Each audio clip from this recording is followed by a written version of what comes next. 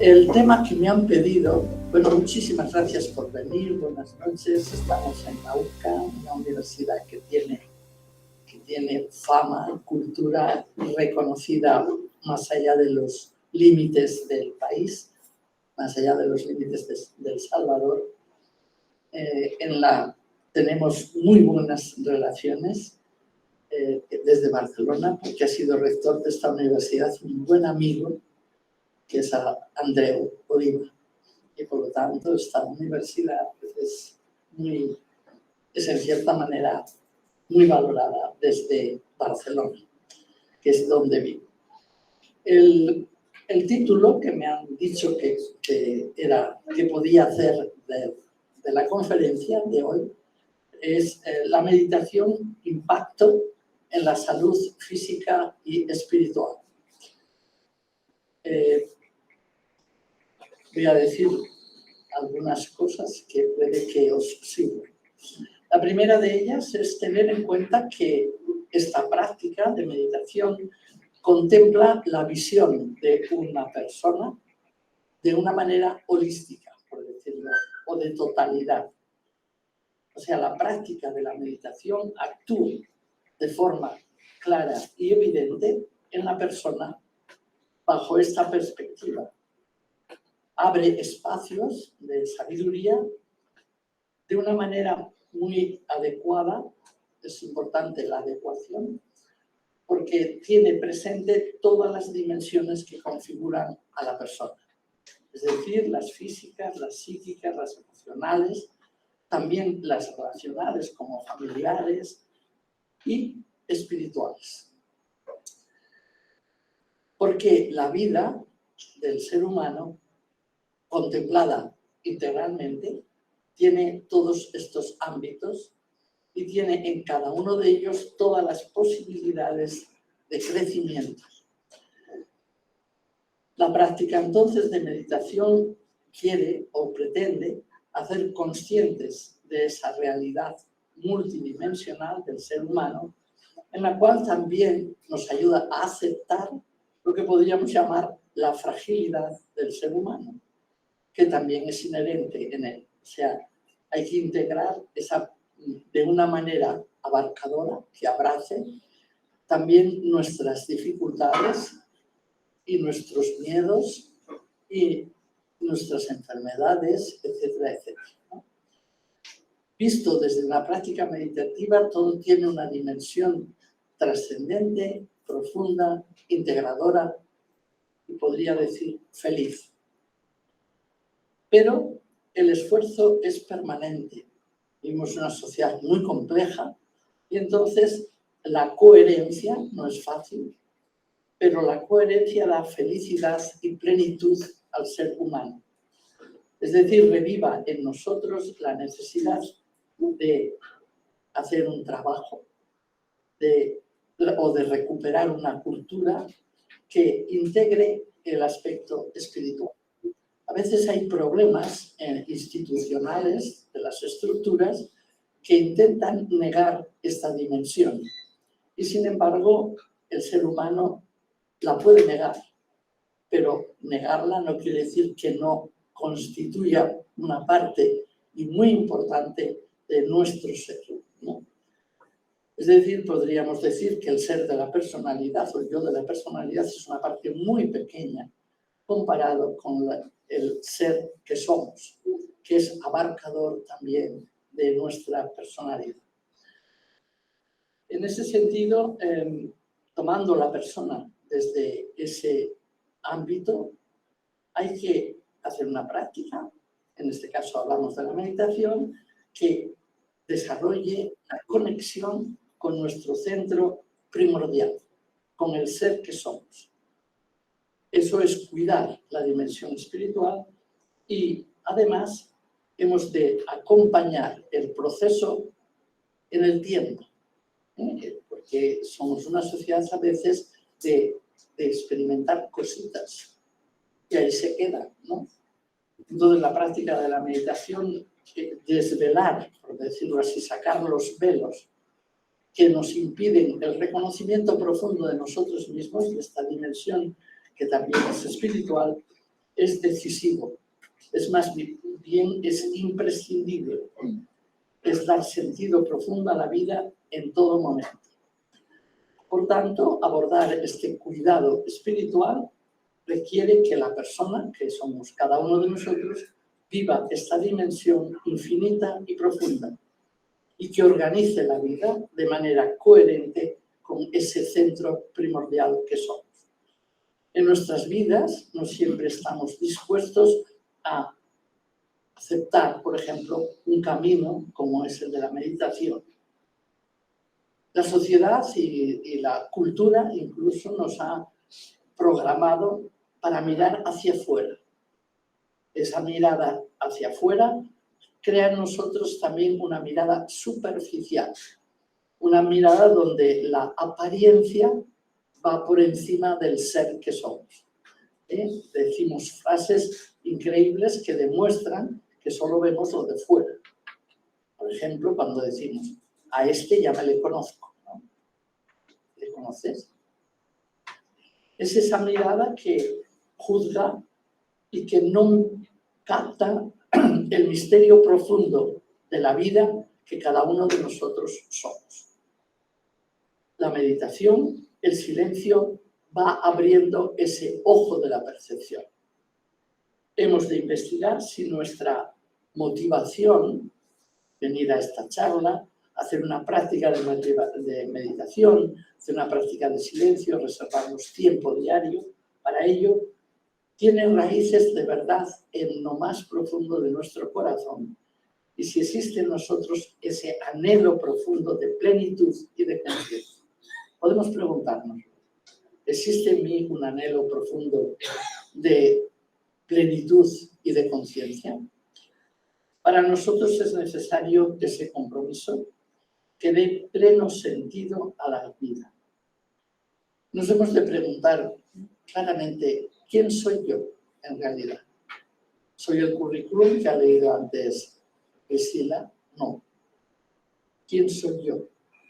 Confundimos nuestra identidad con nuestra identificación. El currículum nos identifica porque vivimos en una sociedad que necesitamos tener trabajo, presentarnos, saber, es el yo de la personalidad maduro y bien desarrollado, con una racionalidad lo mejor posible y con una cultura que nos puede dar unos conocimientos que nos ayuden en la vida, pero no es el ser que somos. Por lo tanto, preguntémonos, ¿quién soy yo? También podemos preguntarnos, ¿qué me pide la vida? ¿Qué sentido tiene que esté aquí, que haya nacido? Seguramente que el momento de nacer se nos otorga en ese ámbito espiritual muchos talentos que quizás no les estamos desarrollando, posiblemente. Cuando encontramos nuestro verdadero sentido de la vida, todos esos talentos, llamémoslos así, cualidades, semillas, como queráis, toman sentido en la vida, o sea, se desarrollan en nuestro vivir. Pero también cuando sufrimos, o sea, cuando sufrimos también nos podemos preguntar, ¿quién es ese que sufre? ¿Es el que tiene dolor porque se ha roto una pierna, por ejemplo? Ese sufre, tiene dolor, pero ¿quién es ese? ¿Hay alguien detrás de ese dolor o de esa angustia? Es decir, tenemos que buscar en lo más profundo de nosotros mismos ese quién. Y sabemos que esas graves preguntas no tienen una respuesta fácil. Abren un espacio, y es un espacio de apertura en el cual se nos intuimos esas respuestas por experiencia. El maestro Eckhart decía, yo sé qué es, pero no sé decir qué es. Está bien, porque quería decir que contactaba con eso esencial, misterioso, divino, esencial o único, como lo queramos llamar. Pero esos momentos de meditación en que se toca eso, el ámbito más profundo del centro del ser, esos momentos aparecen como chispas de luz que hacen posible una vida mucho más plena. Son momentos que parecen muy cortos, muy pequeños, muy de poco tiempo, digamos, pero no son insignificantes. Dan testimonio de esa presencia con mayúscula que nos hace sentirnos ser. No solamente vivir en la superficie de la apariencia, sino justamente mostrar la gran aspiración de nuestra alma. Se necesita madurez. Por eso, para hacer una práctica como Zen, siempre se dice hay que esperar que el yo de la personalidad esté bien constituido. Por eso se necesita una cierta madurez, un conocimiento, hablo de la personalidad, un conocimiento psicológico profundo. ¿Y para qué? Porque no se puede trascender lo que no se es. O sea, no se puede abrir ese espacio profundo espiritual sin tener una cierta madurez en el ámbito racional, en el ámbito de la personalidad o psicología. En ese sentido, este camino, el camino de la práctica de la meditación, no es posible realizarlo si esa conciencia más clara o esa motivación no se hace presente y urgente en nosotros, porque no es fácil la meditación. No es un camino facilito, no es que tengamos grandes dificultades, pero tiene una necesidad de una determinación clara y una motivación clara, y esto no siempre se tiene. Nos podemos preguntar, pero entonces, ¿meditar qué es? Meditar es un camino, sí. Meditar tiene un sentido, sí. Tiene una forma de vivir también. Implica una actuación totalmente que pervade la vida cotidiana. Es una apertura de la conciencia también. Incluso es una cosmovisión nueva. Es una manera de entender la vida globalmente. Se le podría llamar vía del conocimiento, pero también en nuestra cultura cristiana ha existido en forma de, se le ha llamado contemplación o oración, pero oración no objetiva, oración contemplativa. No es meditación en el sentido de estar dando vueltas con nuestra mente en ningún concepto, por muy sagrado que sea, sino justamente contemplar es silencio. Es mucho más, por lo tanto, de todas estas palabras, porque son como dedos que señalan, pero la realidad es una experiencia. Y por lo tanto, todas las experiencias no se tienen si no se experimentan. Por mucho, dice el Zen, dice, por muchos tratados que estudies sobre el té, si no te bebes una taza de té, no sabes a qué sabe el té. Eso es evidente, ¿no? En ese sentido, este camino de conocimiento y de armonización, de conocimiento de uno mismo, de ese nivel más profundo, es una experiencia. Y además, sabemos que esa experiencia reorganiza o integra la vida y nos da un sentido de plenitud y de felicidad. ¿Cómo se realiza? Sabéis que es muy simple, tremendamente simple. Prácticamente es la respiración consciente. Ese es el elemento base, es como si fuera la argolla que une el espíritu con el cuerpo. La respiración. Requiere una sabiduría de este cuerpo.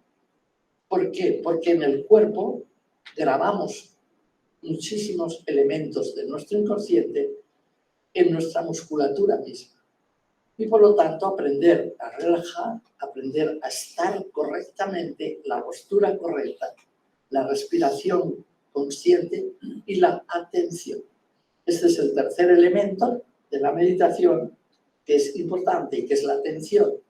La atención es, la Simone Weil la define como una mirada amorosa hacia nosotros mismos. Con una metáfora podría decirse, es poner la luz en nuestro interior y quedarse contemplativamente mirando ese espacio que no podemos darle nombre porque es misterio, es sagrado, es el ápice del alma, diría Teresa de Ávila, ¿no? Es decir, integrar cuerpo y mente,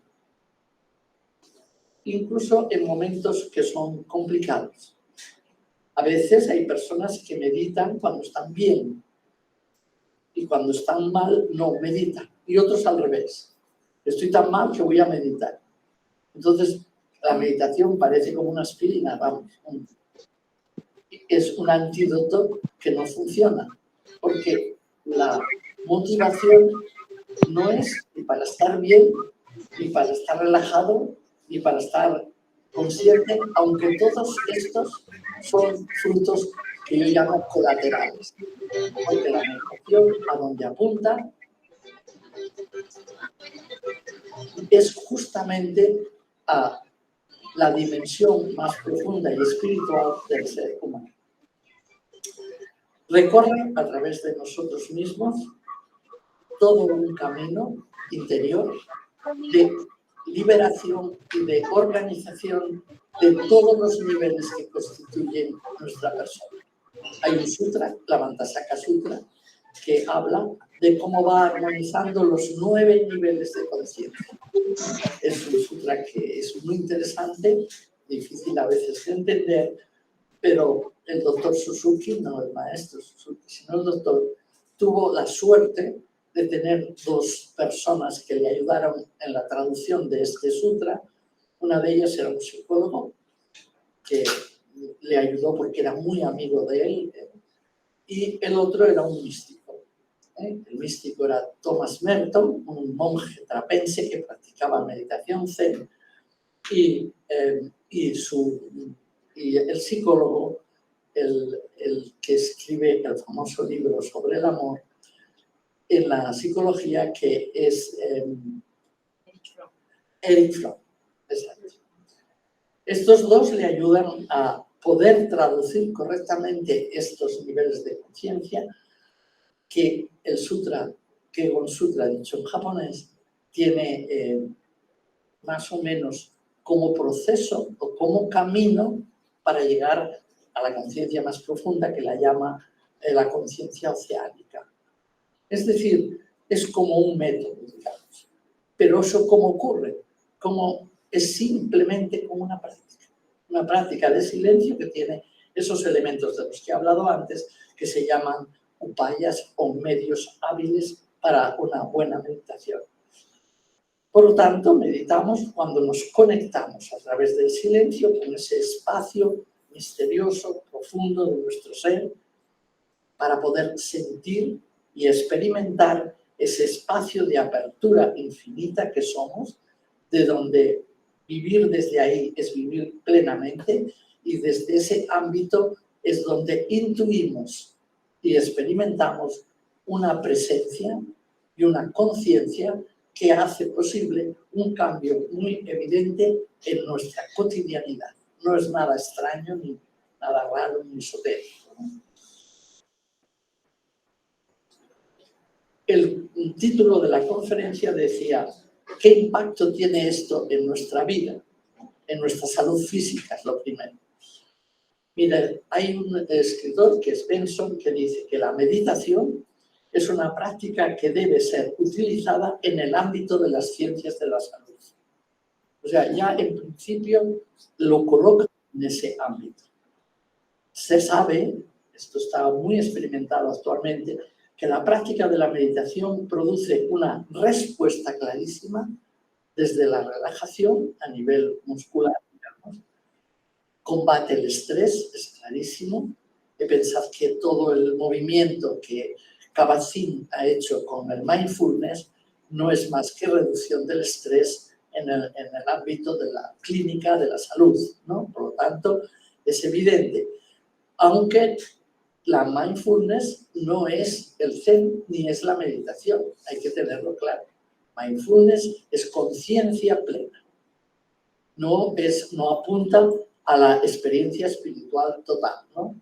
En diálogo con él, que le conozco bastante, decía, ¿no?, que le había regañado, dicho de alguna manera, su maestro de meditación, porque le había dicho, vas a tener que cambiar el título.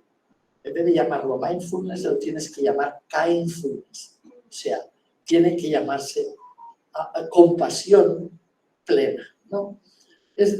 ¿Por qué? Porque ha de apuntar mucho más allá que el simple reducción de estrés, pero físicamente produce reducción de estrés la práctica de la atención, ¿no?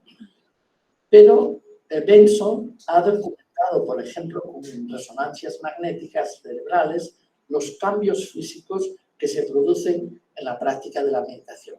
Y digo Benson, ahora estamos en un programa que vamos a realizar justo en este país en ese sentido también, en hacer posible que cualquier persona que tenga diversos traumas debido a lo que sea, como una práctica meditativa le puede liberar. Y es una experiencia que vamos a hacer con dos universidades, una de Europa, de Grenoble, y la de Estados Unidos de Wisconsin. Siguiendo en el tema de que, por ejemplo, hemos hecho grandes experiencias en nuestro mismo grupo de meditación con lo que se llama la coherencia cardíaca. Es otra de las clarísimas experiencias de cómo la meditación a nivel físico ayuda. Por tanto, la coherencia cardíaca, los problemas que puede haber relacionados con todo el tema cardiovascular, por decirlo de alguna manera, cómo quedan muy matizados y muy fácilmente gestionados como práctica meditativa. O sea, es una realidad. En ese sentido, los últimos trabajos que ha hecho sobre la felicidad Richard Davidson, que es con el que vamos a colaborar ahora, que es el director del Laboratorio de Neurociencia de la Universidad de Wisconsin, se basan justamente en estos descubrimientos. Hace muy poco que se sabe que el cerebro es muy plástico, ¿no? Que pueden coger funciones diferentes partes del cerebro por esta plasticidad que tiene. Pero lo que es impresionante es las experiencias que se han hecho con la práctica de la meditación silenciosa, una práctica de estar centrado, no como objeto, no hay que estar meditando, no hay que estar pensando, es sin ningún objeto.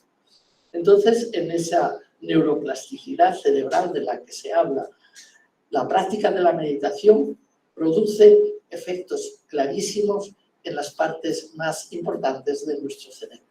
Por ejemplo, curiosamente, los maestros antiguos afirmaban que en nuestro cerebro la práctica de la respiración consciente abdominal produce un centro que ellos decían está en el cerebro, que le llamaban el centro de vigilancia.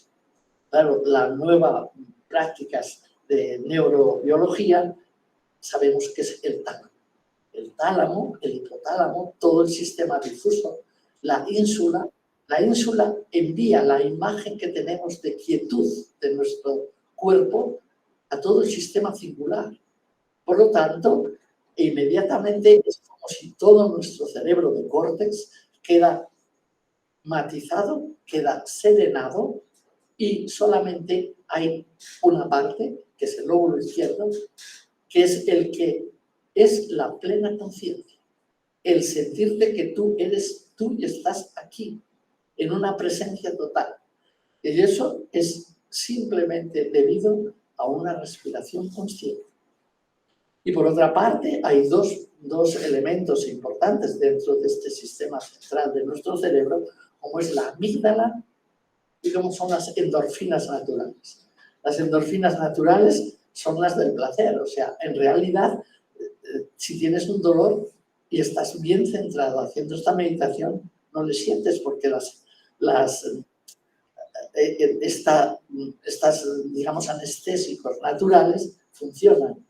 Y la amígdala necesitamos cada vez más en nuestra sociedad que esté equilibrada. Porque la amígdala, dentro del cerebro, no las amígdalas, ¿no? Dentro del cerebro, la amígdala es el centro de las emociones. Y justamente necesitamos que nuestro mundo emocional esté cada vez más armonizado. Es muy difícil en una sociedad como la nuestra que prácticamente dice el doctor, uno de ellos, el doctor Bueno, uno del equipo, tenemos unos 60.000 inputs diarios en nuestro cerebro. Claro, con este bombardeo necesitamos un cerebro que sea capaz de drenar, que sea capaz de soltar, que sea capaz de fluir, y son actitudes que la práctica meditativa consigue.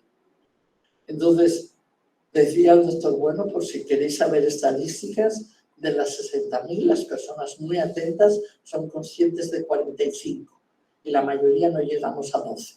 Eso dice él. O sea que estamos bastante mal a nivel de atención.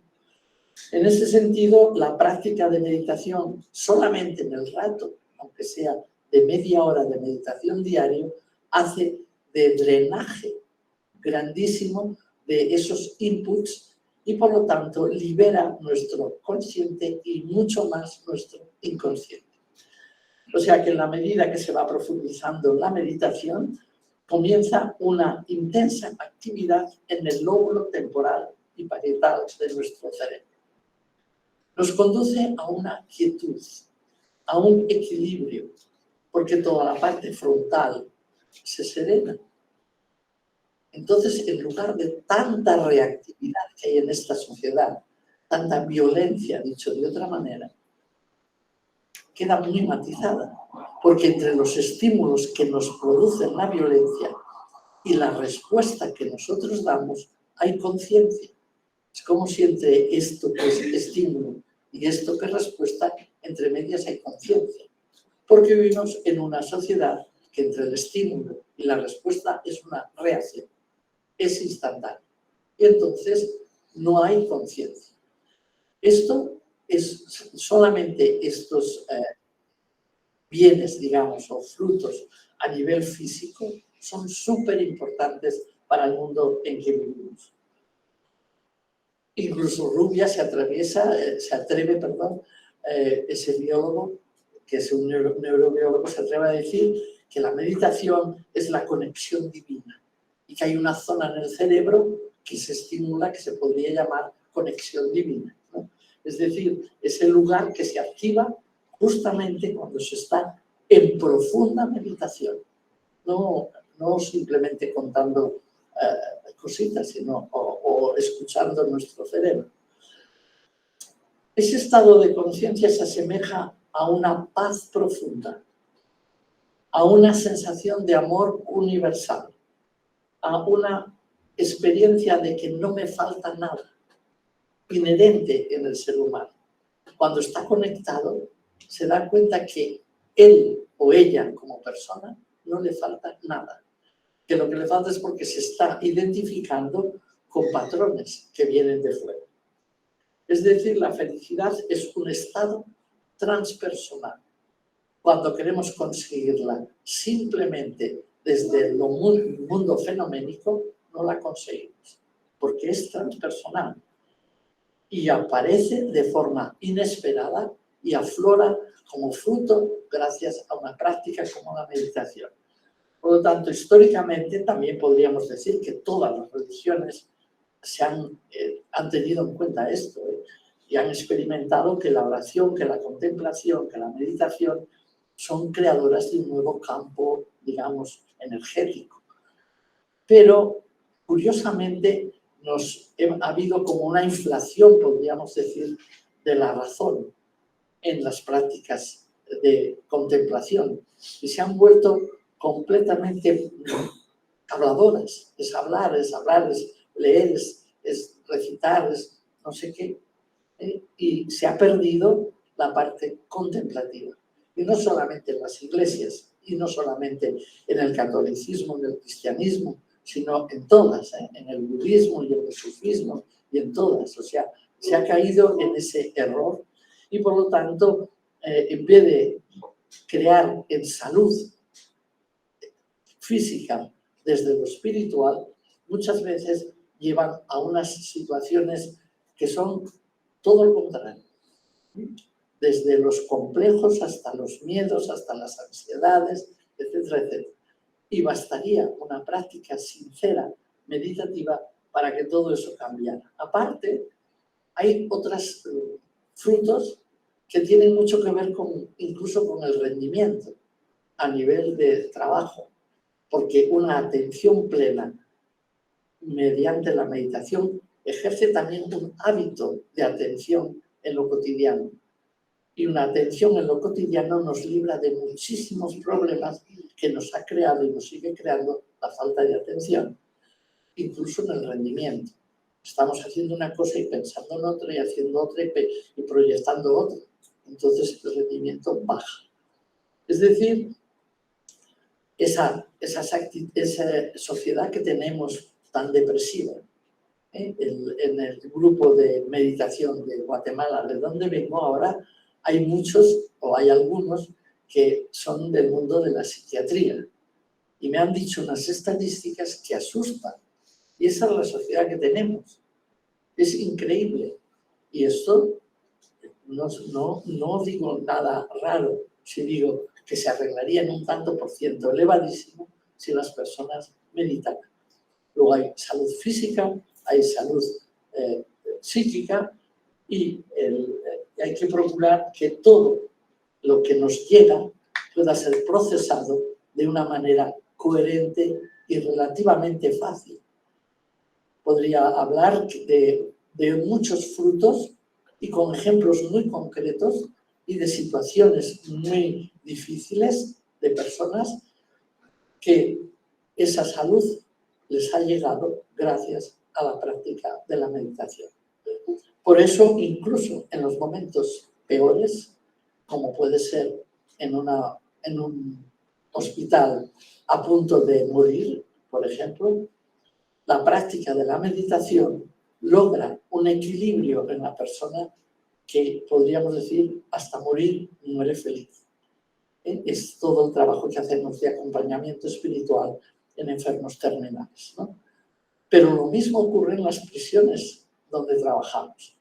O sea, el cambio total psicológico de gente que está en prisión porque tiene cargos determinados que le han hecho esto, estar en prisión. La práctica de la meditación te dice claramente, en la persona que salga cuando me dejen salir de aquí no tiene nada que ver con la persona que creía que era cuando entré.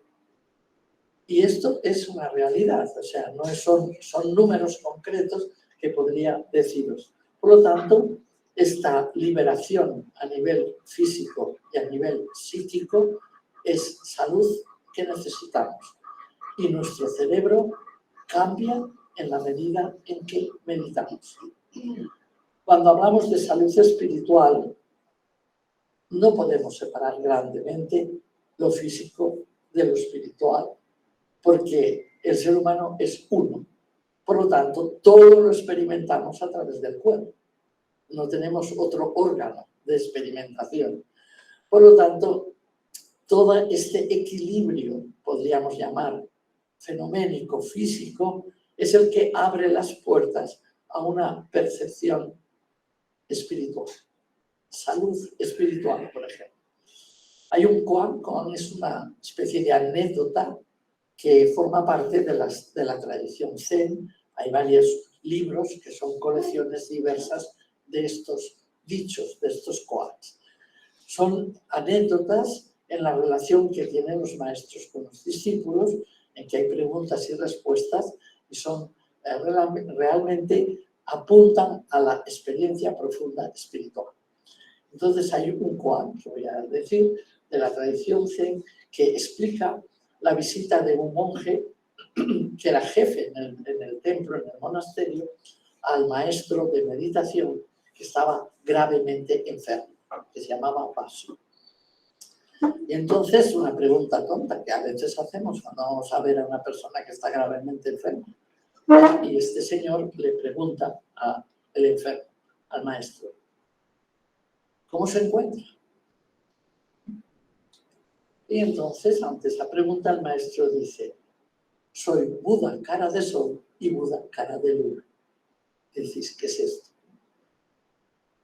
Baso, que es el maestro, había sido un hombre tremendamente popular, despierto, un gran personaje, dice que tenía más de 300 maestros que había nombrado él, o sea, un gran maestro, una persona muy clara, intelectualmente muy dotada, y dice que Buda cara de sol y Buda cara de luna.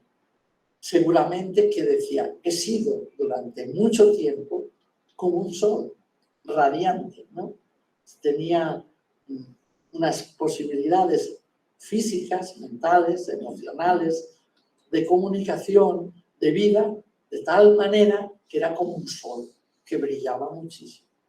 Y en este momento, a punto de morirse, pues esa personalidad fuerte y clara se ha convertido en una luz tenue y pálida como la de la luna, ¿no?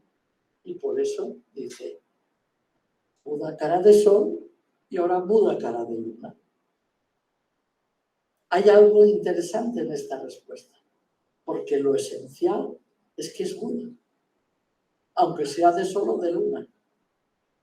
Esto, explicado dentro de nuestra cultura, tendríamos que decir, lo que tú eres, tu yo profundo, búdico, espiritual o divino, como le quieras llamar, es, aunque la situación sea muy buena o cuando la situación no es tan buena, es mala. Es decir, no importa, porque tu esencia no importa qué era en el pasado y qué es ahora. O sea, es justo lo que es siempre. Se dice que el Buda en realidad, cuando se metió en el lío de salir de un palacio y ponerse a hacer meditación de forma completamente austera y difícil, que casi muere de tanta austeridad, simplemente fue porque tenía 5 interrogantes o 4 interrogantes que le machacaban. Y lo único que quería es saber si el ser humano tiene algo, una esencia búdica, una esencia divina, que no muere cuando se muere uno. Porque lo que preguntaba es a qué hemos nacido, si vamos a envejecer, si vamos a enfermar, si vamos a morir. Eso le preocupaba y se preguntaba una y otra vez, pero hay algo que no muere, hay algo que siempre es, y su experiencia es la que demuestra que es un despierto, o sea, un Buda es despierto, la misma palabra. Su experiencia es esa, existe, es verdad. Hay algo que era antes de que yo naciera y que no se muere cuando yo me muero. Es esa esencia mía. Y es lo que está contestando este monje. Soy Buda, cara de sol o cara de luna. Eso que soy no cambia. Nos acerca esta respuesta de Vaso a una verdad profunda de cada uno de nosotros. Y esa es la primera experiencia que tiene que tener a nivel espiritual ha de realizar cualquier persona que medite. La experiencia que es eso. Eso infinito, a veces en el Zen se dice vacío, que es nuestra esencia más verdadera. Esa verdad que hemos de experimentar y que la práctica de la meditación como primer fruto, digamos, a nivel espiritual, es a donde apunta. Por eso no es mindfulness, porque apunta mucho más allá, apunta a esa experiencia del ser que somos. Solo se trata de una cosa, que la propuesta de meditación la hagamos de tal manera que despierte en nosotros ese ámbito espiritual y que estemos convencidos que depende de esa atención de alta calidad. Es una atención que nos hace percibir que los días de sol o los días tristes, todos ellos son porque eso esencial siempre está ahí. Y que si no estuviera ahí, no existirías ni yo, ni nada, ni nadie, ni el universo entero. Esa es una experiencia nuestros místicos lo dicen continuamente, no hace falta ni tan solo beber de las fuentes budistas, porque nuestros místicos también lo dicen. Captar esa realidad profunda es darse cuenta, como dice el maestro Eckhart, que de esa realidad que llamamos divina, búdica o Dios, no nos podemos separar, dice él, ni en el momento de un parpadeo, porque desde el momento en que nos separamos es que ya no existimos. Sin embargo, creemos que podemos existir porque no tenemos conciencia del ser que somos.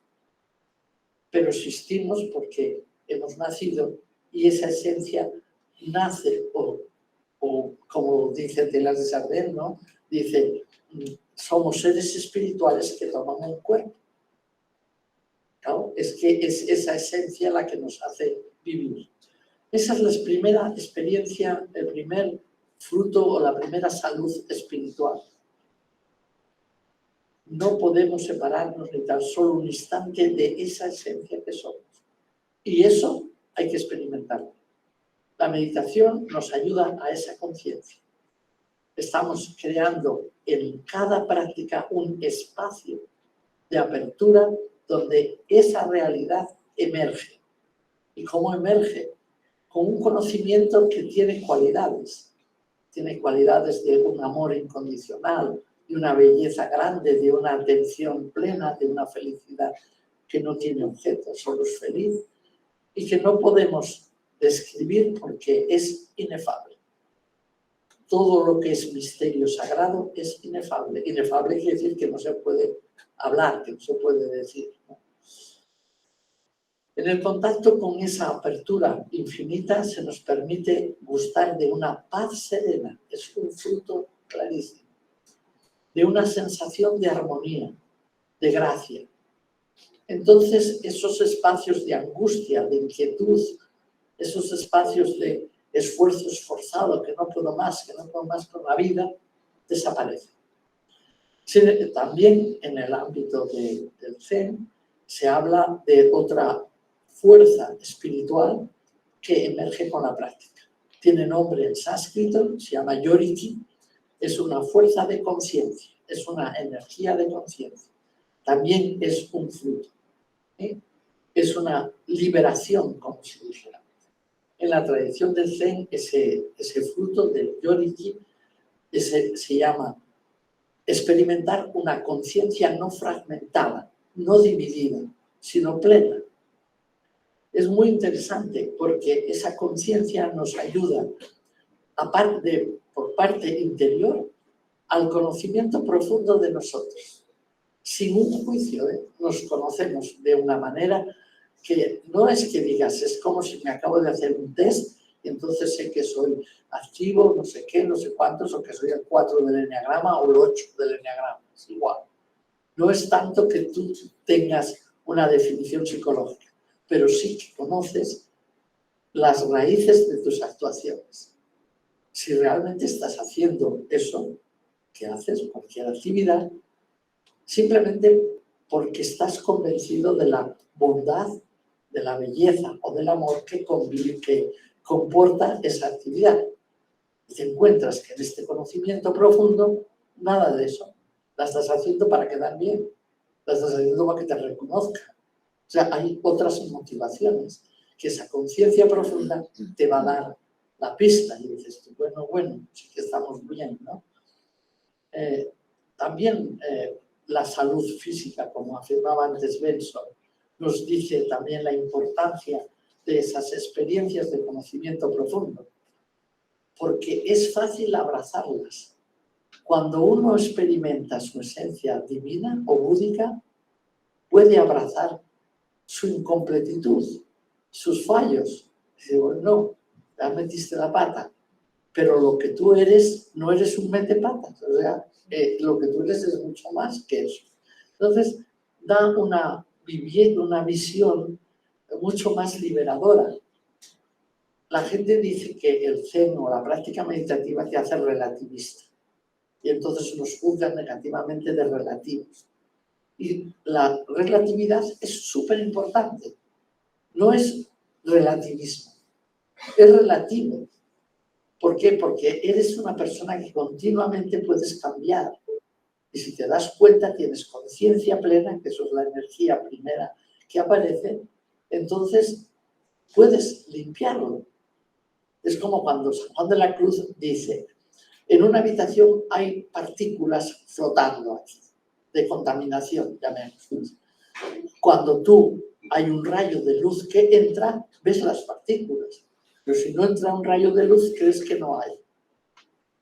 ¿No? ¿Vale? Pues entonces, la conciencia plena es ese rayo de luz que ve las partículas, que las pone nombre, que sabe qué es eso que no es exactamente como es.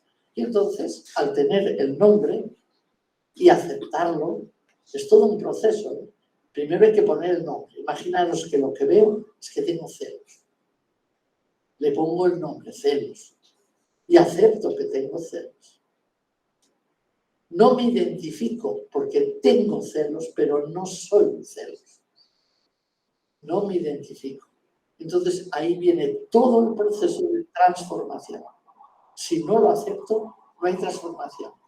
Y no lo acepto porque a veces no tengo plena conciencia y paso la vida disimulando y aparentando lo que realmente no soy o no tengo.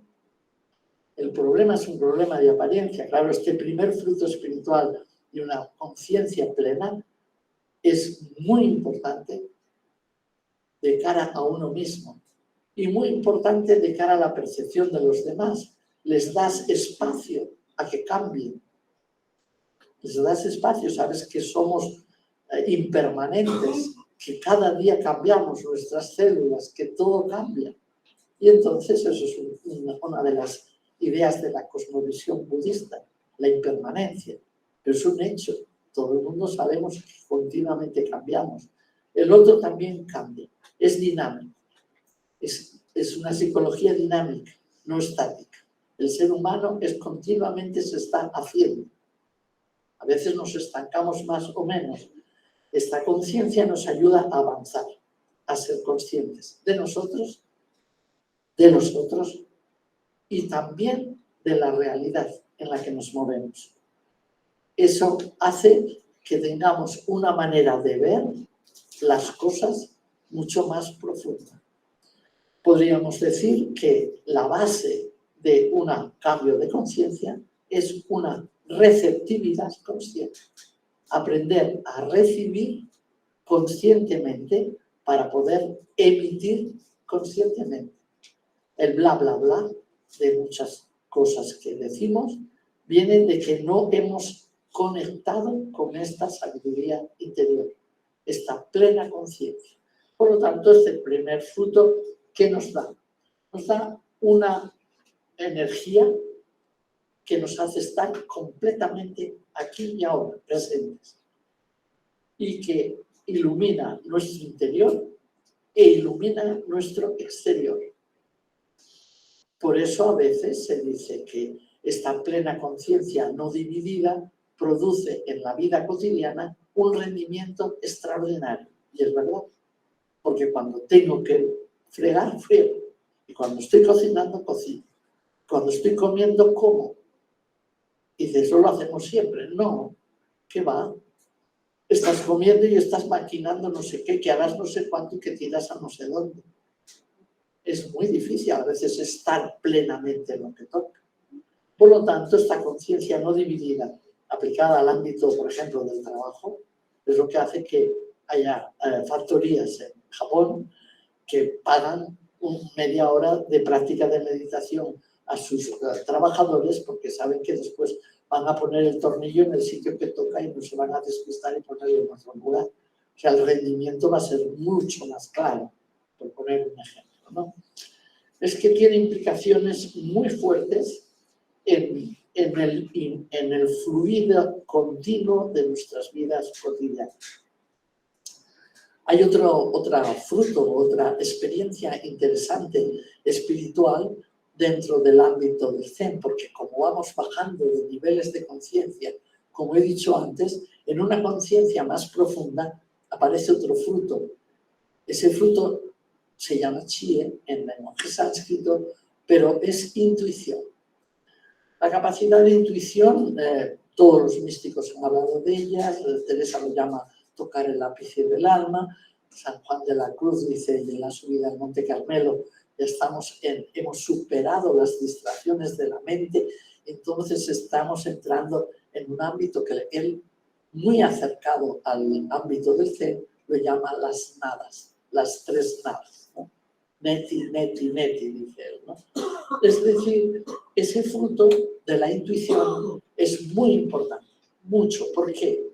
Porque nos da una percepción global de la realidad, unitiva.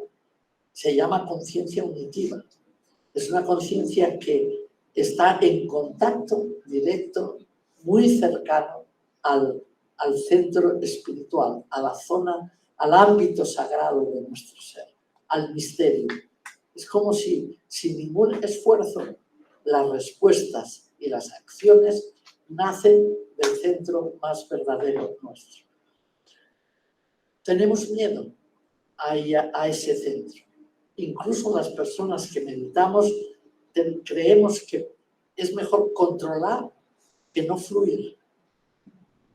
Y entonces eso de entregarse, fluir, confiar para poder experimentar ese ámbito, que es el que da este fruto de la intuición, nos cuesta. Fijaros que hay uno de los grandes escritores, que es Rudolf Otto, tiene un libro que se titula Lo Santo, muy antiguo ya, y él llama a la persona que está meditando cuando llega a este punto de querer, de tener que tocar el ser que es, dice, se produce en el ser humano lo que se llamaría horror vacuo, el miedo al vacío, el creer que si yo no controlo no hay. No, tú entrégate con esa actitud amorosa, fluida, y te darás cuenta que aquello que tú habías pensado no es nada comparado con lo que recibes. Es ese abismo del ser, es un misterio tremendo, es fascinante, pero es una presencia dinámica, inefable, amorosa, es de belleza, etcétera, etcétera. La persona que hace meditación ha de estar dispuesta a abrirse a su interior, a todas las posibilidades que este interior de cada uno tiene. Y no es que estemos mejor dotados unos que otros, ¿eh? Antiguamente podría ser que dijéramos, bueno, ya hay una Santa Teresa, hay un San Juan de la Cruz, hay un Maestro Eckhart, hay una Teresa de Calcuta, hay no sé qué. ¿Vale? No es que haya uno, es que como dice Malraux, el primero que lo dijo, es que el ser humano del siglo XXI, que estamos en el siglo XXI, pues se vuelve un místico, que quiere decir una persona que está en contacto con la esencia búdica o divina, o desaparecerá el ser humano.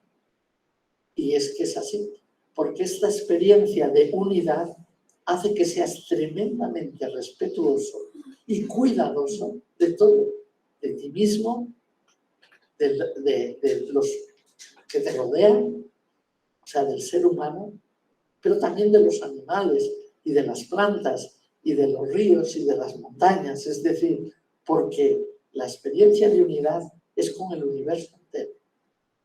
Es desde ti, sintiéndote partícipe de todo. Mis alumnos, por ejemplo, lo llaman a eso tirar del hilo. Es una expresión curiosa que han inventado. Y tirar del hilo quiere decir, cuando estoy comiendo un bocadillo, si tiro del hilo, pienso, este pan, ¿quién le hizo? También está en mi bocadillo. Bueno, la harina. ¿Quién sembró el trigo? ¿Quién llovió las nubes? En el bocadillo está el universo entero, ha tirado del hilo, dice. Esa conciencia de que todos estamos interrelacionados es una cualidad de la conciencia objetiva. Todos estamos interrelacionados. No hay nada que sea indiferente. Cualquier acto repercute, cualquier pensamiento repercute y cualquier sentimiento repercute. Hay que tener cuidado porque a veces estamos mal y se lo otorgamos no sé, al maestro, por ejemplo, o al jefe de mi fábrica o al político de turno.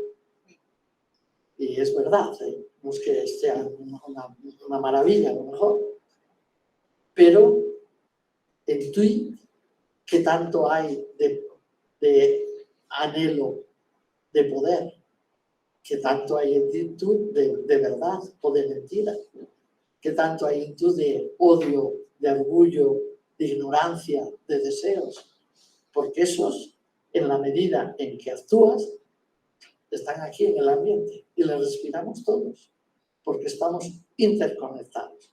Esa es la experiencia unitiva, que es otro de los frutos. En el ámbito del Zen también se habla de Samadhi, es otro fruto. Samadhi en la práctica de meditación es justamente darse cuenta de quién eres. Sonreírte porque puedes saber quién eres profundamente.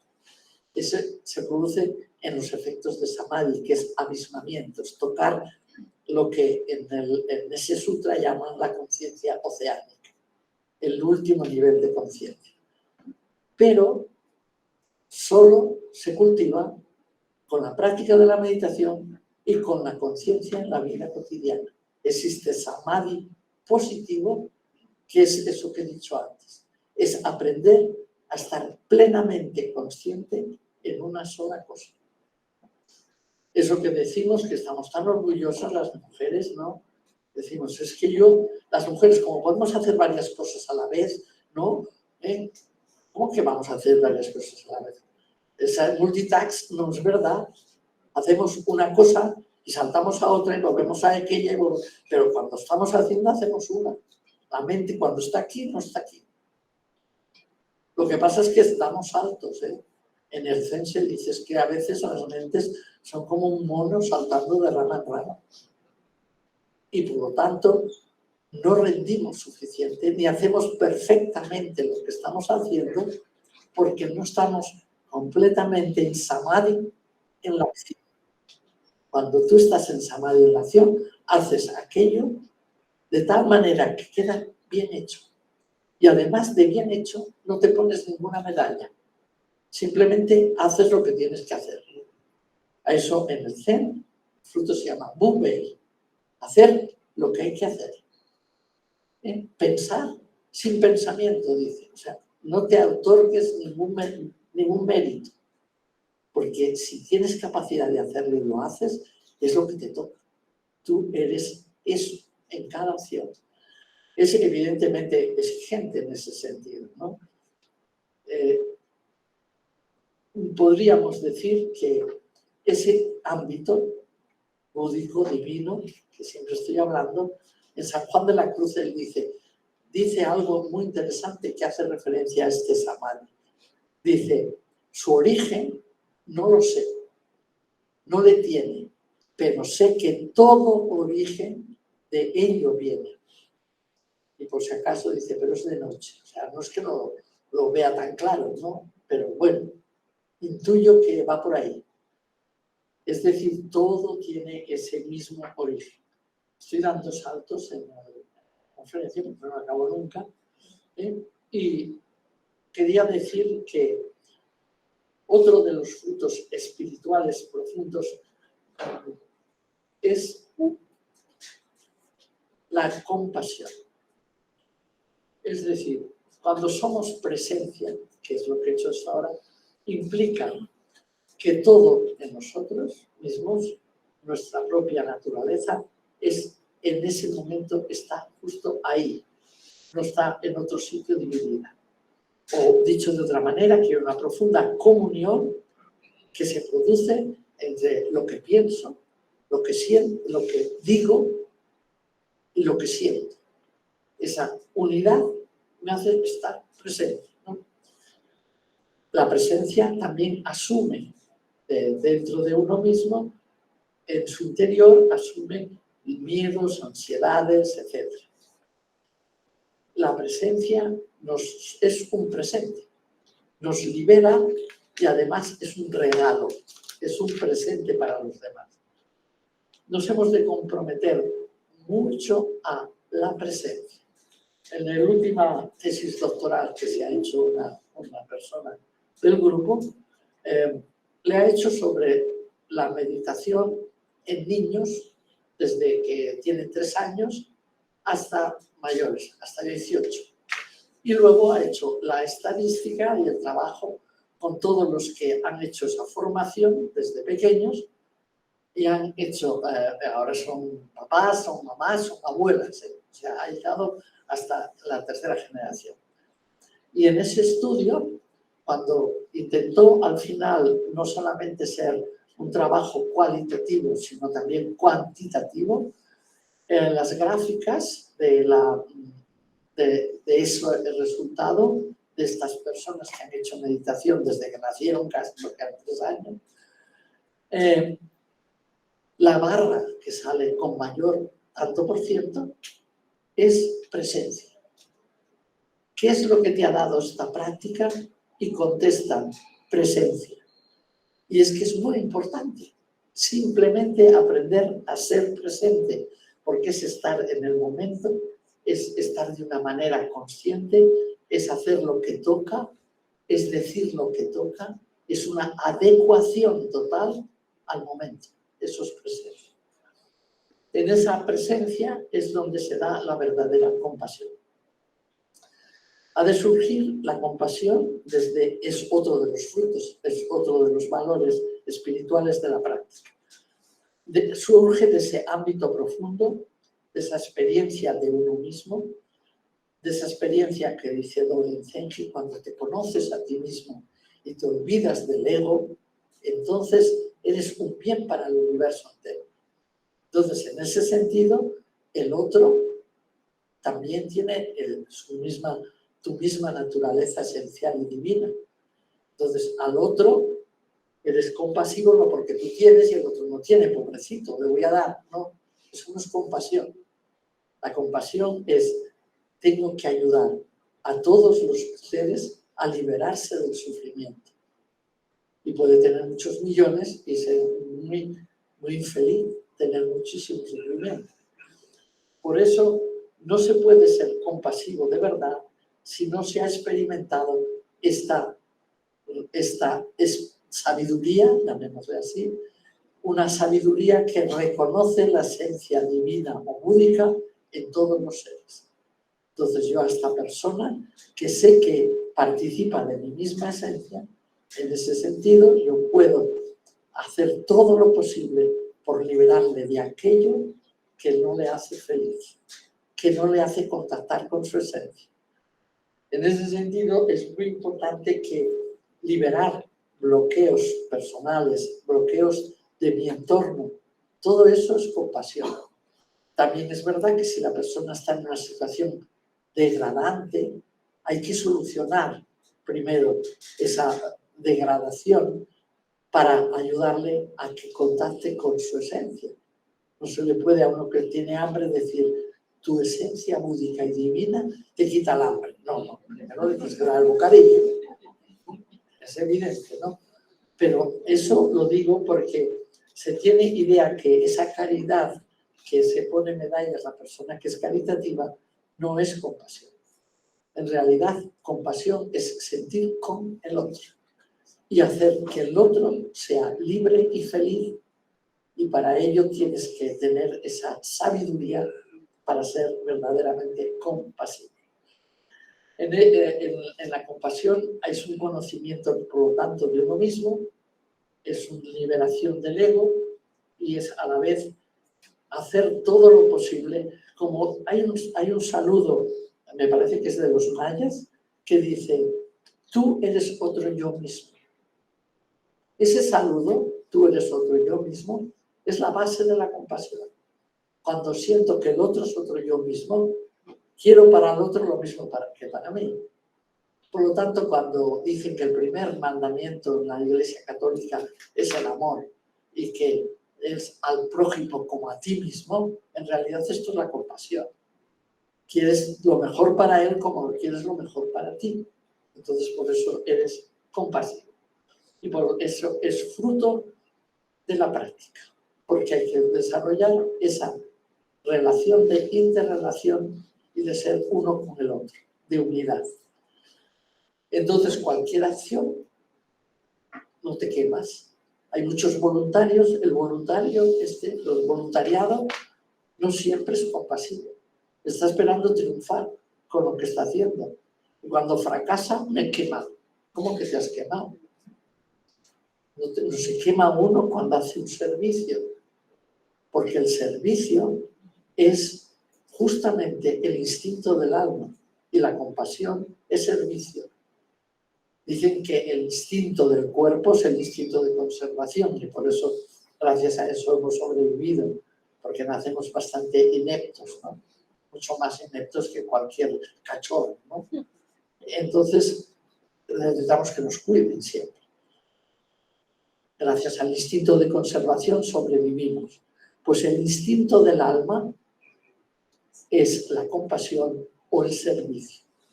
Nos realizamos plenamente cuando hacemos esto. Cuando no solamente nos salvamos, sino que salvamos a los seres que sufren. Eso dice nuestro primer voto. Entonces, voy a acabar diciendo algo que no es tan bonito quizás, pero que ocurre. Si la compasión profunda nos conecta con la nobleza de nuestro corazón, cuanto más dura es la situación ante la que nos encontramos, mayor es nuestra compasión, pero mayor es nuestra calma, nuestra claridad, nuestra franqueza. ¿Y de qué nos hemos de liberar en esas situaciones?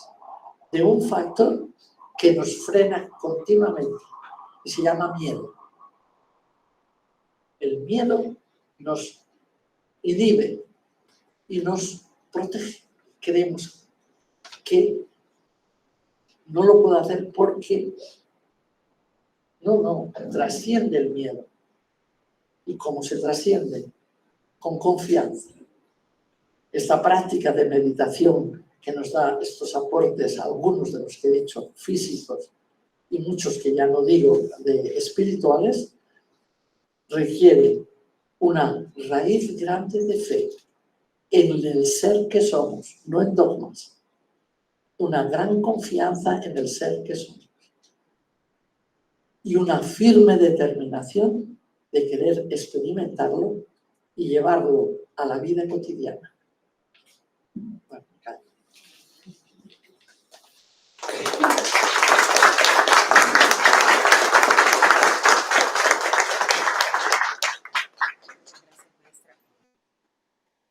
Podéis preguntar si queréis. Decir, no he entendido. Muchas gracias, maestra. Bien, vamos a abrir un espacio de preguntas y diálogo con la maestra, pero antes me voy a aprovechar para hacer unos anuncios. Les hemos entregado un papelito ahí. En este papelito están los horarios de meditación en nuestra casa. Son muy bienvenidas y bienvenidos. Tómenlo en cuenta. Ahí está.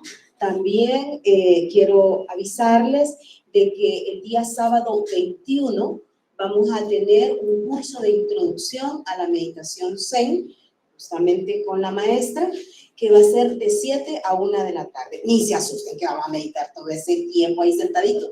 No, vamos a ir platicandito, es un curso, la vamos a poner rico y en medio vamos a hacer pedacitos de sentaditas para que vayamos aprendiendo. Entonces están invitadas e invitados con mucho amor, son bienvenidos a nuestra casa y bienvenidas.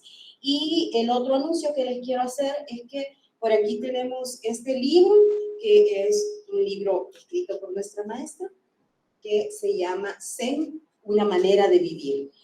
Hay 6 libros nada más, cuesta $20 por si alguien está interesado. Así que bueno, abro la palabra para ustedes.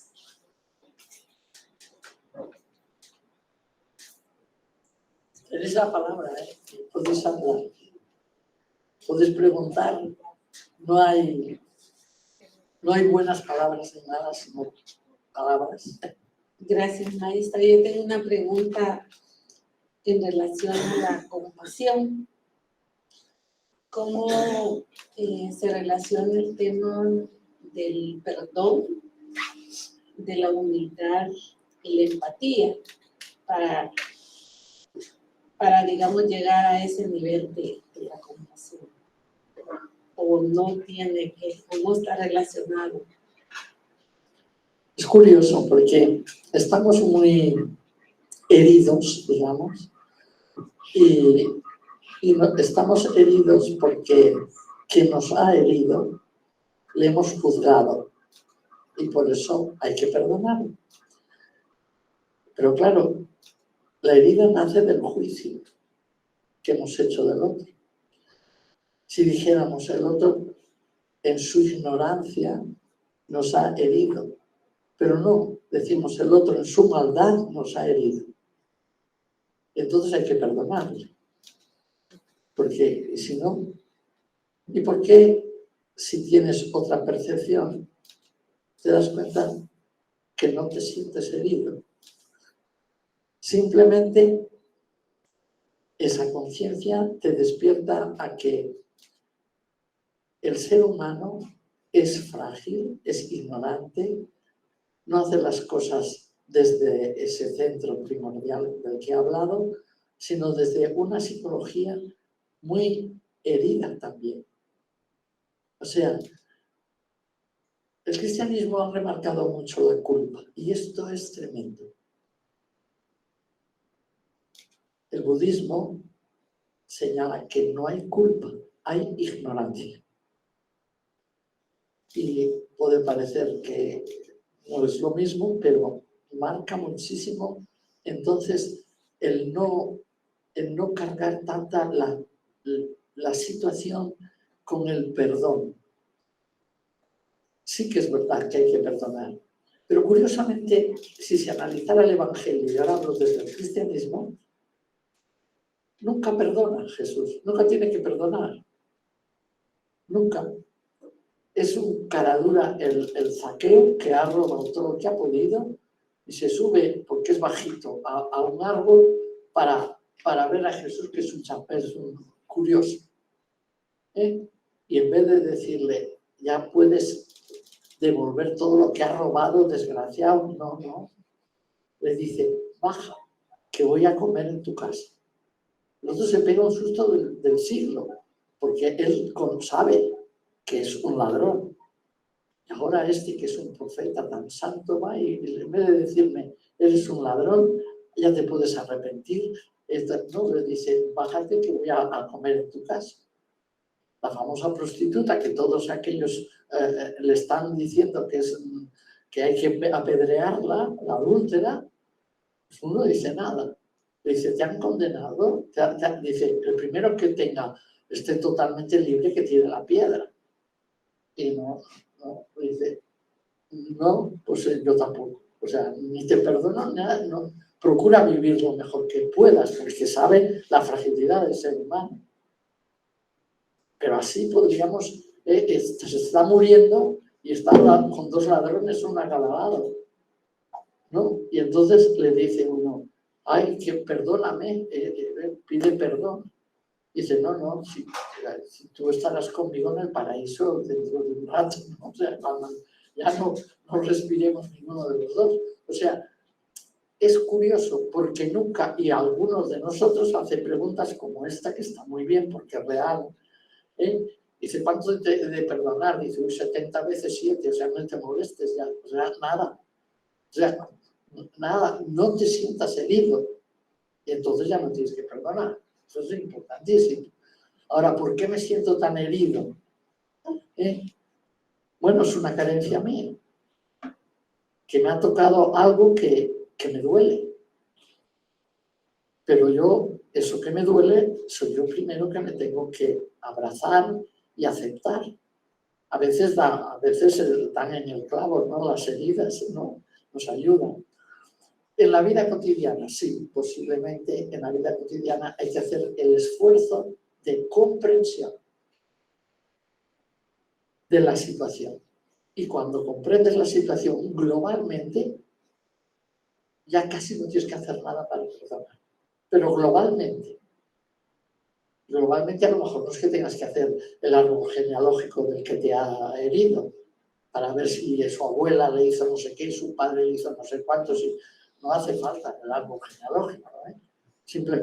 Simplemente con que aceptes la fragilidad del ser humano y la capacidad tan grande que tenemos de meter la pata, ya tienes la mitad del camino hecho.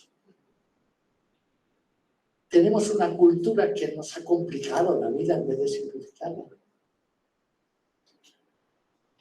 Sí que en ese sentido, educar en la empatía es importante, que también es otra palabra que has usado.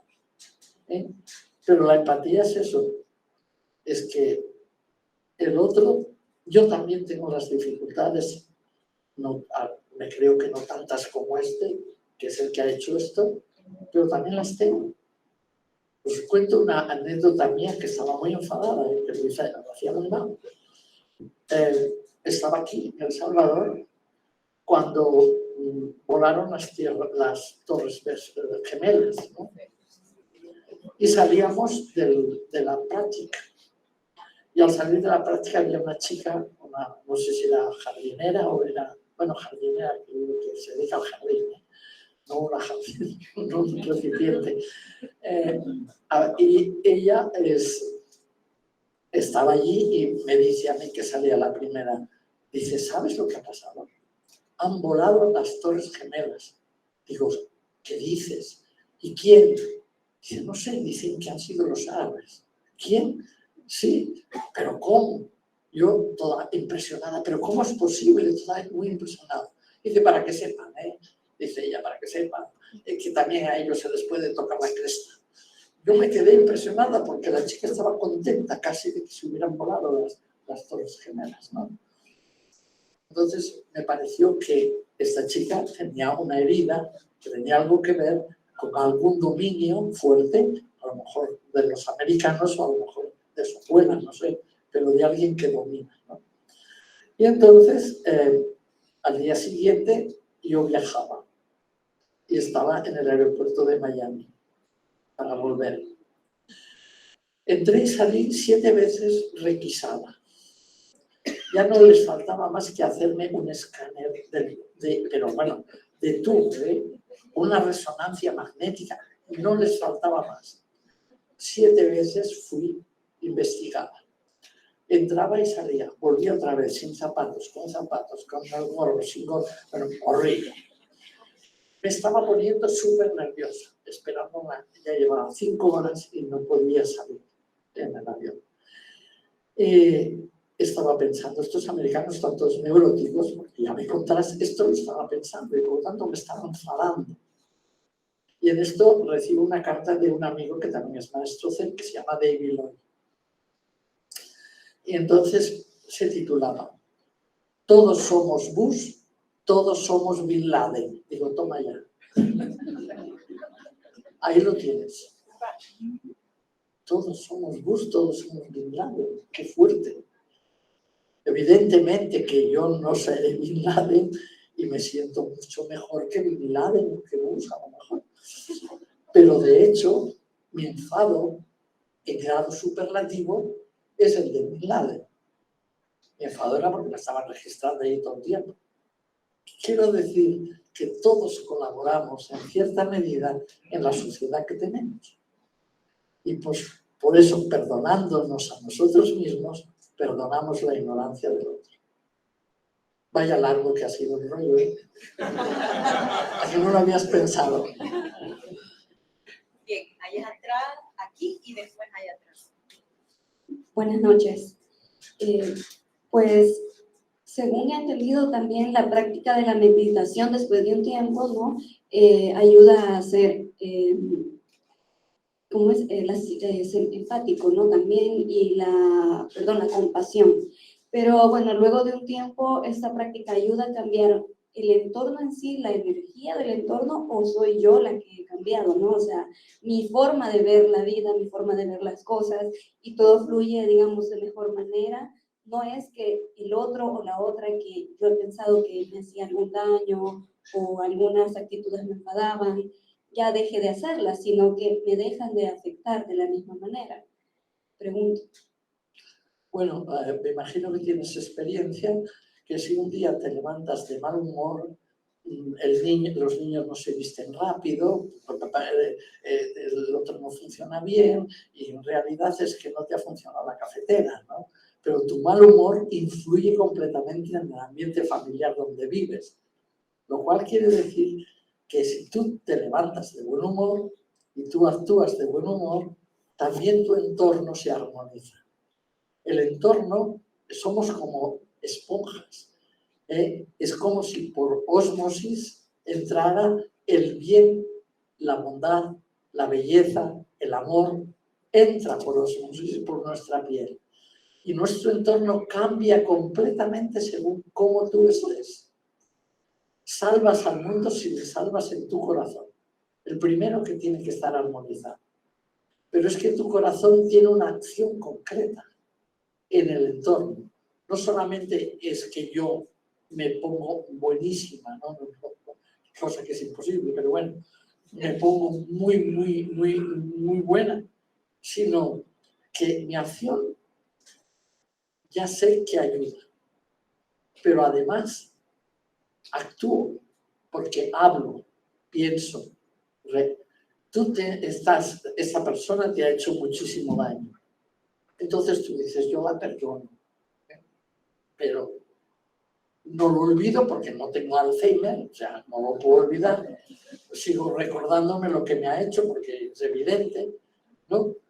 Y por otra parte, bueno, mejor que no la vea, porque menudo, vale, si la he perdonado, no, mejor que la veas, que la hables, que intentes que ella entienda, no porque tú te descargas de lo que te ha hecho, sino porque la compasión es a ella, porque eso que ha hecho es a ella a quien le perjudica, no a ti, porque cuando nosotros nos enfadamos con alguien, cuando reñimos a nuestro hijo, por hablar de alguien cercano, no siempre le reñimos para bien de él, sino porque ya estás cansada, ya estoy cansada, eres tú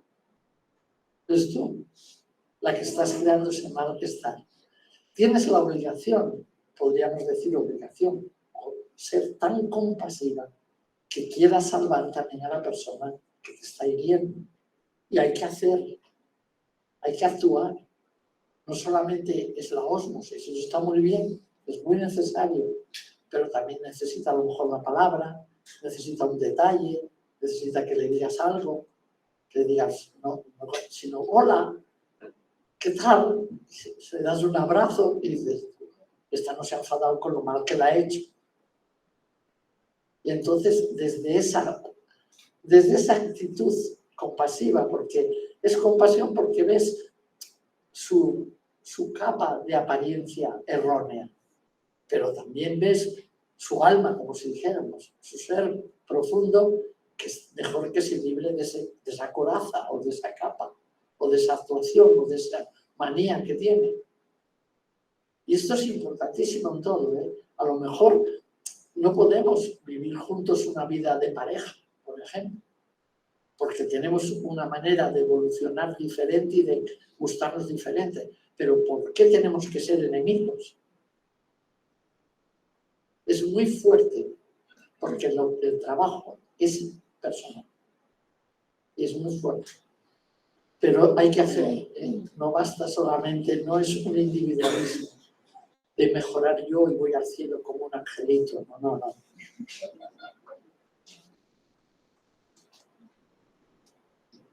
Hola Berta, buenas noches. A ver, déjame ver cómo hago la pregunta, porque no sé. Hacia el inicio de la conferencia hablabas, estoy parafraseando y probablemente no es exacto lo que dijiste, pero tú me corriges. Entonces, algo entendí que para poder meditar bien o para poder reconocer nuestra propia esencia, como que no era suficiente con la meditación, sino que también se necesitaba, se requería de un ser maduro psicológicamente. Y quisiera ver si puedes profundizar un poquito en eso, ¿a qué te refieres con un ser maduro psicológicamente? Bueno, es como si en principio hay como una norma dentro de la escuela Zen. La norma dice, hasta que no se tienen 18 años, no se puede hacer la práctica de Zen, que se supone que ha dado tiempo de que la persona llegue a realizar todo el proceso de individuación hablando en el lenguaje junguiano. Es decir, que ha hecho capaz de conocimiento de ella misma a nivel psicológico. Entonces, eso no quiere decir que en ese conocimiento no reconozca que tengo un carácter de perros. Y entonces yo, cualquier cosa me altera. O puede conocerlo todo eso. O sea, no quiere decir que sea perfecta, madura, sino que sabe dónde le duele el zapato, o sea, conoce. ¿Tiene conciencia, digamos? Tiene un conocimiento de su personalidad medianamente bien, bueno, y se atreve incluso a ponerle nombre, porque a los 18 años hay muchísima gente, y a los 60, que tiene tantas capas de disimulo, tantas corazas, que no me extraña que el Buda dijera: el despertar es desvelar la conciencia, porque hay no velos, hay a veces barreras. Y entonces, claro, si a ti en un contexto familiar, por ejemplo, has tenido un papá muy exigente, por un ejemplo, y te has convertido en una persona tremendamente insegura y inmadura y tímida, no quiere decir que no tengas que hacer, tengas una persona que puedas trascenderlo. Precisamente esa dificultad, si la conoces, es perfecta para que hagas meditación y te ayude a trascenderlo. Eso es a lo que me refiero. La personalidad madura es lo mejor, pero no siempre la tenemos a los 18 años, ni a los 40, a ver, a los 50, a los 40. Entonces, es un tema de conocimiento, por eso el texto dice conocerse a sí mismo, pero no solamente es un conocimiento de la personalidad, sino de todos los niveles, ¿no? O sea, de todos, también el espiritual. Hay un tema importante, que se cree que la persona tiene que ser perfecta. Lo ha metido la religión, eso, en la cabeza. Y hay veces que no se puede ser perfecto. Y que si te obsesionas con ser perfecto, tienes una neurosis como un camión. Ni más ni menos, un buen diagnóstico. Y a veces, una de las cosas que hay que superar es el perfeccionismo, porque es insoportable. Te constriñe. Ahora, la meditación lo que te hace es aceptar la realidad de tu manera de ser, a veces de tu psicología. Es que enseguida me pongo nervioso, enseguida me angustio. Hay que abrazarlo. Y la misma práctica te ayuda a dar y te da seguridad.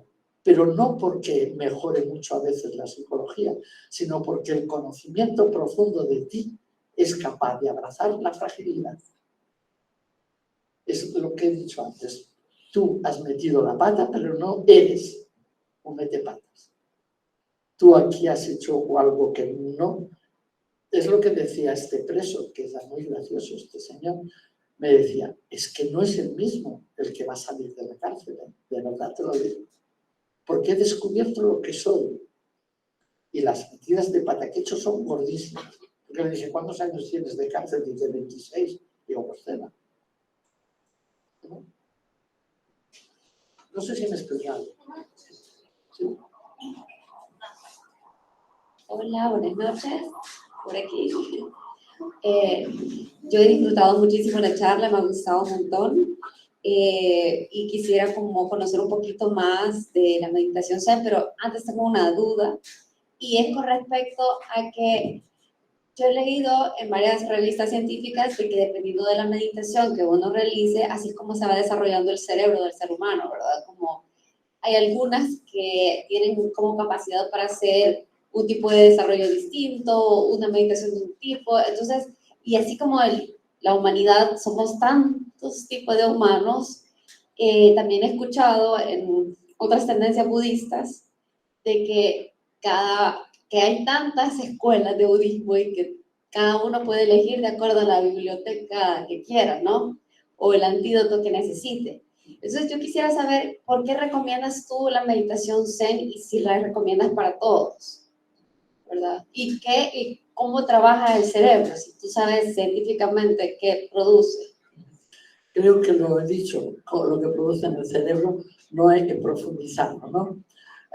Las prácticas meditativas y las lecturas y el estudio y las matemáticas, que es lo que me he dedicado toda mi santa vida, producen desarrollos determinados en el cerebro. Un taxista tiene una capacidad increíble de imaginar las calles y el camino, porque es taxista.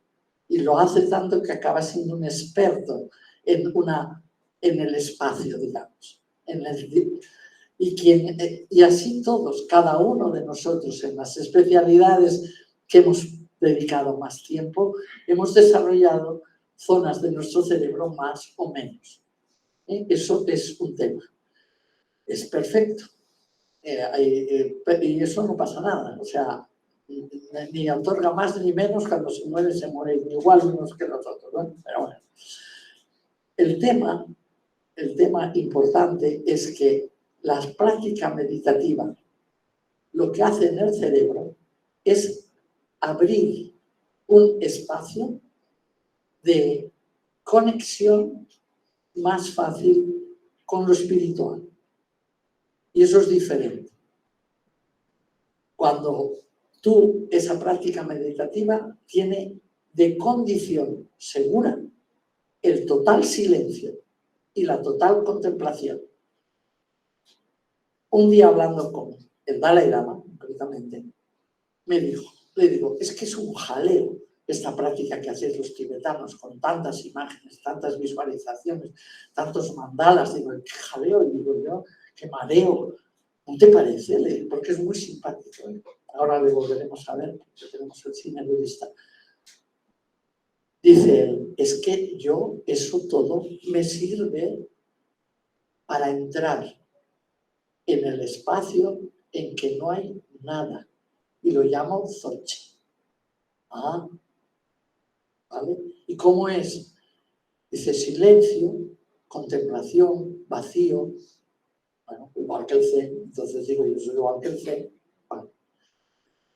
He investigado, por ejemplo, tú lees La nube del no saber, es un director espiritual, es un anónimo del siglo XIV, está dirigiendo a una persona que le pregunta y continuamente machaca lo mismo.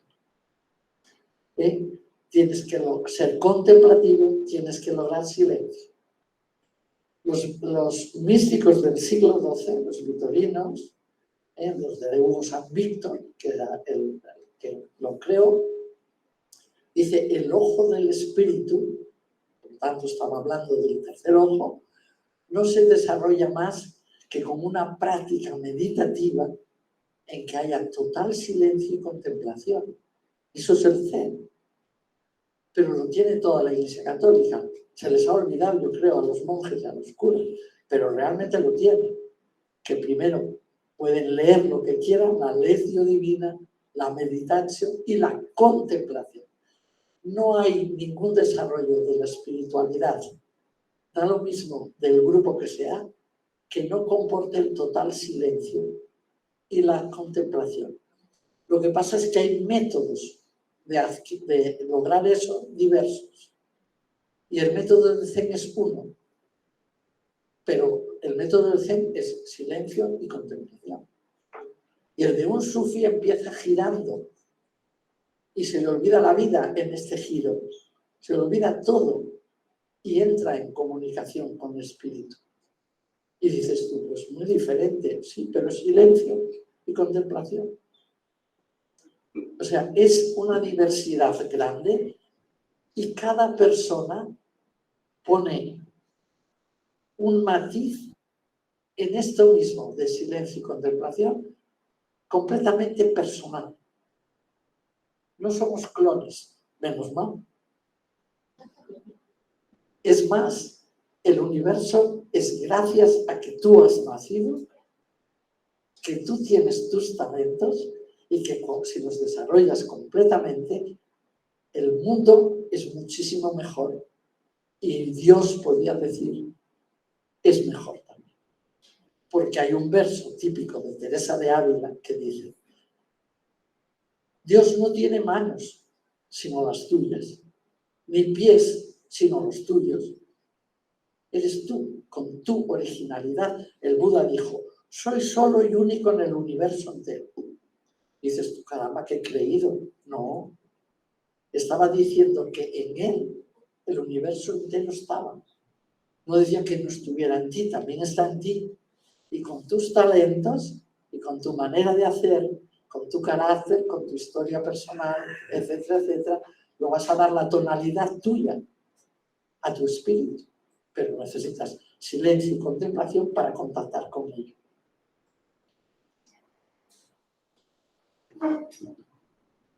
Buenas noches. Siempre me he preguntado por qué cuando yo lo intentaba la meditación, más que todo puntualmente a las 4 o 3 de la mañana, ¿por qué percibo, comparado a otra hora del día que yo lo haga, siento que como que incide la hora para que sean meditaciones bastante fuertes? Me refiero a que con los ojos cerrados veo colores que no percibo cuando estoy asimilando estímulos en el mundo normal. Entonces, creo que es como más potentes esas horas, pero comparados a lo que hiciera a las 6 de la mañana. Creo que Eso lo decían los monjes benedictinos concretamente. Ponían una hora concreta que le llamaban maitines, porque decía que era la mejor hora en que la energía del universo se concentraba, ¿no? Y entonces se levantaban a esa hora y luego se volvían a la cama otra vez, o sea, volvían a dormir. Pero esa hora era de máximo silencio, de máxima quietud y de máxima energía, porque nos influyen muchísimas energías, que no somos conscientes, pero muchas, telúricas, del mismo espacio, los iones, cada vez inventan más novelas, que no sé si son verdad o no, pero de aparatos para poder hacer posible que esas energías, cuando son iones sueltos, no te afecten. Y depende a la hora del día, hay muchísimas más. El mismo tráfico ya nos la crea.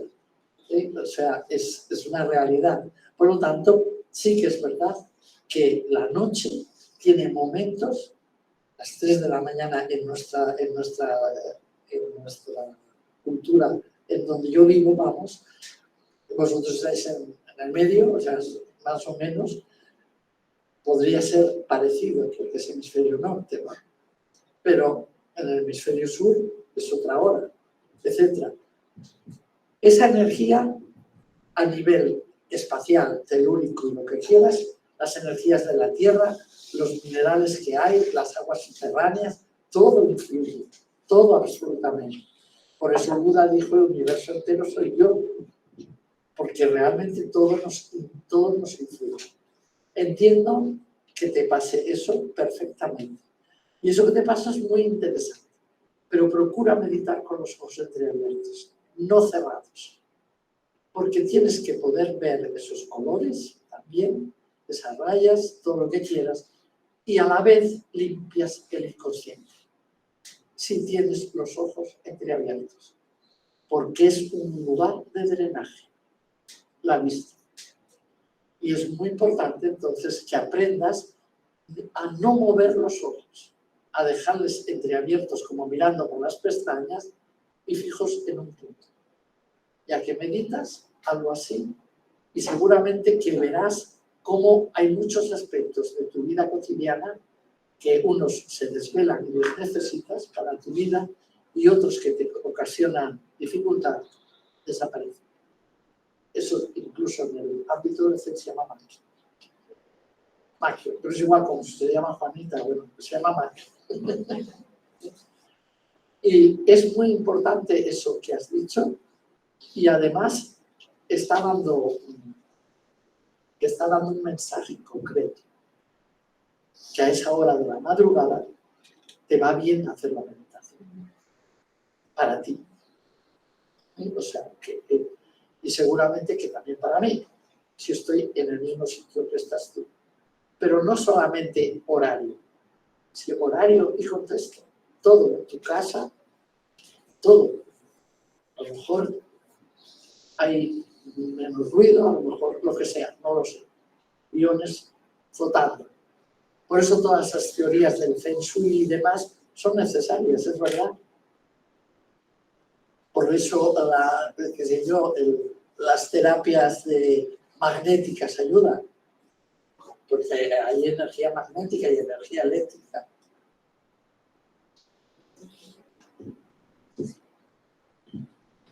Medita con los ojos entreabiertos. Aquí hay otra pregunta.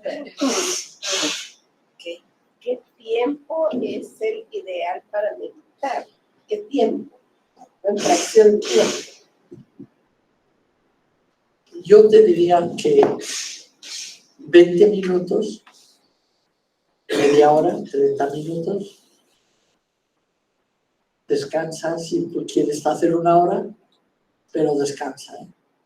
5 minutos, los que sean. Nosotros nos movemos, hacemos paseo meditativo y otra vez. ¿Y por qué? Porque siempre que nos sentamos a meditar hay un momento en que tenemos que afinar el instrumento. O sea, tenemos que relajar, controlamos mucho la respiración. Es como una curva que hace mucha pendiente.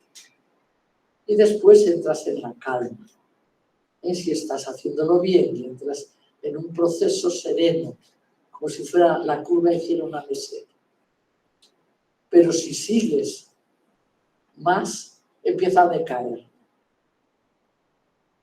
Porque se produce cansancio físico. Y entonces, antes de que se decaiga, acabas. Y entonces descansas un momento y vuelves a empezar. La segunda sentada de meditación, si la hicieras, esa segunda sentada, esta pendiente primera es mucho más corta. Enseguida entras en la mesa. Ahora, es importante meditar al menos 20 minutos a la mañana y 20 minutos a la tarde. Si hablas de número, eso. Si haces media hora, mejor. Pero no más. O sea, seguido que algunas escuelas hacen 50 y tal, hay 10 minutos que les han perdido. Seguro. Porque es la resistencia que tenemos a nivel psicológico y mental. Gracias. Vamos a abrir micrófono para la última pregunta.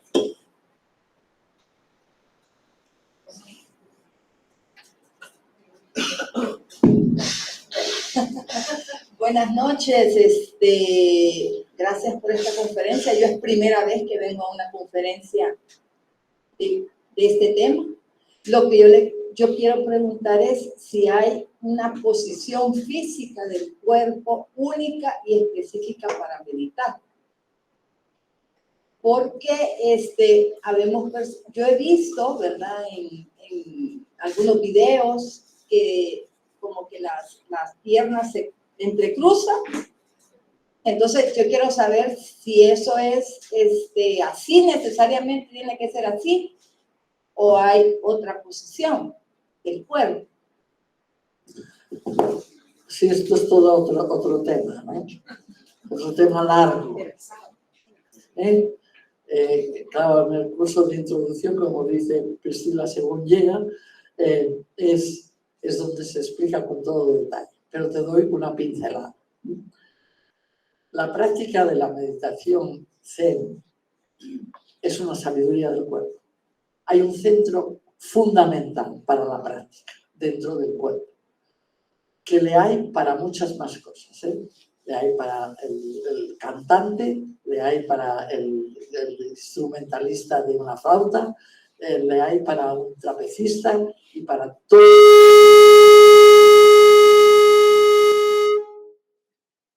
Para todos los que practican artes marciales. Ese centro se llama Hara y está colocado a 4 dedos por debajo del ombligo. Es una zona. La atención tiene que estar en esa zona. Se conflictúa a nivel de medicina china que es el centro de gravedad del cuerpo. Y por lo tanto, en la medida en que ese centro está más cerca de la tierra, hay más facilidad de concentración. Por lo tanto, la postura en el suelo es más fácil concentrarse que en una silla sentada, por ese centro. Después la postura. La postura tiene que ser completamente estable y la columna vertebral completamente recta. La postura más estable es si tú sabes hacer el loto completo, este pie, no manos, aquí en el muslo y el otro en el otro. Siempre y cuando las rodillas toquen perfectamente el suelo, porque el sitio donde estás sentado y las dos rodillas forman un triángulo que da completa estabilidad. Como no hemos nacido en Japón, ni tenemos las piernas ni cortas ni arqueadas como ellos, pues nos es muy difícil. Entonces, hay todas las variables. La siguiente variable es solo medio loto. Una pierna la tienes arriba y la otra abajo. Esa tiene una dificultad. Así como la primera es muy simétrica y hace que la columna haga de eje, esta no es del todo simétrica y tiene la dificultad de que a veces lo compensas moviendo el hombro un poco para arriba y creando una tensión en el omóplato. Entonces es mejor que si no sabes cambiar de pie, mejor que no la hagas.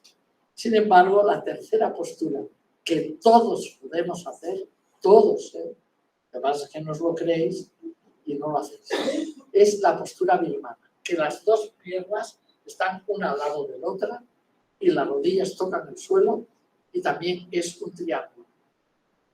No es tan perfecto, que no hace esta subida, pero es un triángulo. ¿De qué depende? De que la tensión que tienes en las ingles, esa musculatura, sea mucho más elástica y se pueda abrir bien. Entonces se crea que el jara, en la zona del ombligo, del abdomen, esté completamente casi cerquita del suelo y cuando un edificio, una cosa, un jarrón es igual, la base de sustentación es el centro de gravedad, cae bien en la base de sustentación, tiene el equilibrio perfecto, no como la torre de Pisa porque no cae, ¿no? Está para allá, por poner un ejemplo también concreto.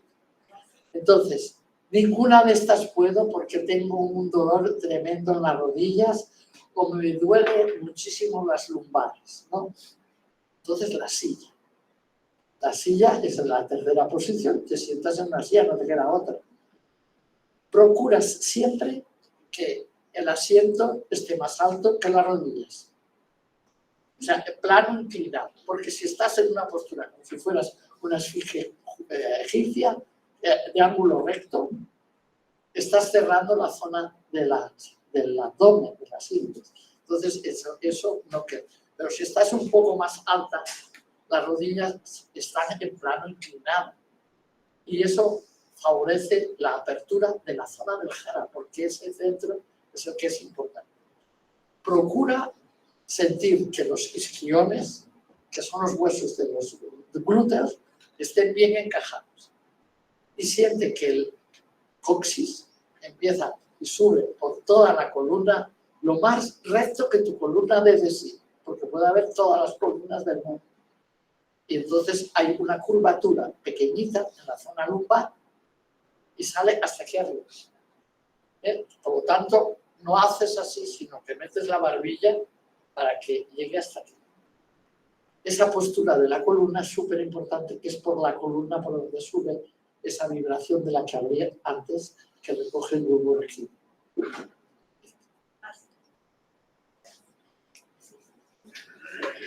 Ya hemos acabado.